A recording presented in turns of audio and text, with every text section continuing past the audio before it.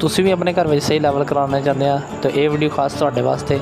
ਜਦੋਂ ਵੀ ਤੁਸੀਂ ਆਪਣੇ ਫਰਸ਼ ਦੇ ਵਿੱਚ ਲੈਵਲ ਕਰਦੇ ਆ ਤੇ ਇਹ ਦੇਖੋ ਇਸ ਤਰ੍ਹਾਂ ਤੁਸੀਂ ਲੈਵਲ ਕਰਨਾ ਵਾ। ਮੈਂ 1 ਫੁੱਟ 'ਤੇ ਨਿਸ਼ਾਨ ਲਾ ਲਿਆ ਵਾ ਤੇ ਜਿੱਥੇ ਤੁਸੀਂ ਫਰਸ਼ ਰੱਖਣਾ ਉਹ ਤੋਂ ਫੁੱਟ ਦਾ ਨਿਸ਼ਾਨ ਤਾਂ ਲਾ ਲੈਣਾ ਵਾ।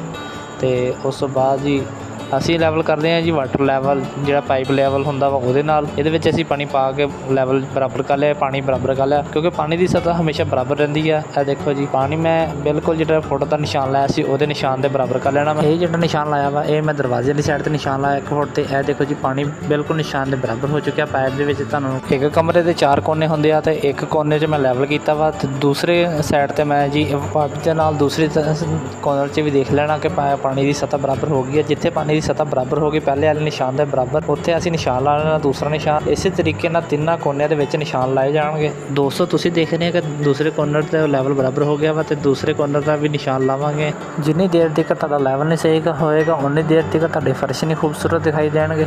ਚੈਨਲ 'ਤੇ ਨਵੇਂ ਆ ਤਾਂ ਪਹਿਲਾਂ ਸਭ ਤੋਂ ਪਹਿਲਾਂ ਸਬਸਕ੍ਰਾਈਬ ਕਰਦਿਆ ਕਰੋ, ਤਾਂ ਨਾਲ ਲੱਗੇ ਬੈਲ ਨੂੰ ਪ੍ਰੈਸ ਕਰਦਿਆ ਕਰੋ। ਵੀਡੀਓ ਚੰਗੀ ਲੱਗੇ ਤਾਂ ਲਾਈਕ ਕਰਿਆ ਕਰੋ, ਕਮੈਂਟ ਕਰਕੇ ਆਪਣੀ ਰਾਏ ਲਾਜ਼ਮੀ ਸ਼ੇਅਰ ਕਰਿਆ ਕਰੋ ਤੇ ਨਾਲ ਦੱਸਿਆ ਕਰੋ ਕਿ ਮੈਂ ਅਗਲੀ ਵੀਡੀਓ ਕਿਹੜੀ ਸ਼ਾਇਦ 'ਤੇ ਬਣਾਵਾਂ। ਨਾਲ ਦੇ ਨਾਲ ਸਭ ਦੋਸਤਾਂ ਦਾ ਬੜਾ ਸ਼ੁਕਰੀਆ ਕਿ ਮੇਰਾ ਚੈਨਲ ਮੋਨੀਟਾਈਜ਼ ਹੋ ਗਿਆ ਵਾ। ਇਹ ਸਾਰੀ ਸਪੋਰਟ ਤੁਹਾਡੇ ਦੋਸਤਾਂ ਦੀ ਵਜ੍ਹਾ ਦੇ ਨਾਲ ਹੋਈ ਆ। 4 ਕੋਨਿਆਂ ਦਾ ਵਾਟਰ ਲੈਵਲ ਹੋ ਗਿਆ ਵਾ। ਇਸ ਤੋਂ ਬਾਅਦ ਅਗਲਾ ਕੰਮ ਆਉਂਦਾ ਵਾ, ਤੁਸੀਂ ਅਗਰ ਢਾਲ ਰੱਖਣਾ ਚਾਹੁੰਦੇ ਆ 1 ਇੰਚ ਜਾਂ 2 ਇੰਚ ਦੀ, ਤੁਸੀਂ ਢਾਲ ਵੀ ਰੱਖ ਸਕਦੇ ਆ ਜਾਂ ਤੁਸੀਂ ਫਲੋਰ ਲੈਵਲ ਬਰਾਬਰ ਵੀ ਕਰ ਸਕਦੇ ਆ।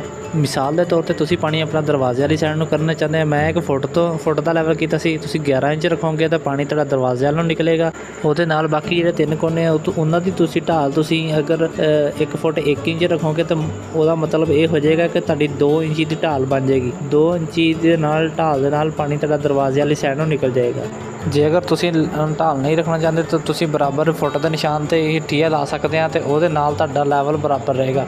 ਅਗਰ ਤੁਸੀਂ ਟੈਲ ਲਾਉਣਾ ਚਾਹੁੰਦੇ ਆ ਤਾਂ ਤੁਸੀਂ ਅੱਧੀ ਸੈਂਟੀ ਜਾਂ 2 ਸੈਂਟੀ ਦੀ ਵੀ ਤੁਸੀਂ ਢਾਲ ਰੱਖ ਸਕਦੇ ਆ। ਇਸ ਵੀਡੀਓ 'ਚ ਮੈਂ ਤੁਹਾਨੂੰ ਦਿਖਾ ਰਿਹਾ ਕਿ ਦੇਖੋ ਪਾਣੀ ਦੀ ਸਤਹ ਹਮੇਸ਼ਾ ਬਰਾਬਰ ਰਹਿੰਦੀ ਹੈ ਪਾਈਪ ਦੇ ਵਿੱਚ ਤੇ ਇਸ ਲਈ ਲੈਵਲ ਤੁਸੀਂ ਬਰਾਬਰ ਕਰ ਸਕਦੇ ਆ। ਮਿਲਦੇ ਅਗਲੀ ਵੀਡੀਓ 'ਚ। Thank you. Allah Hafiz.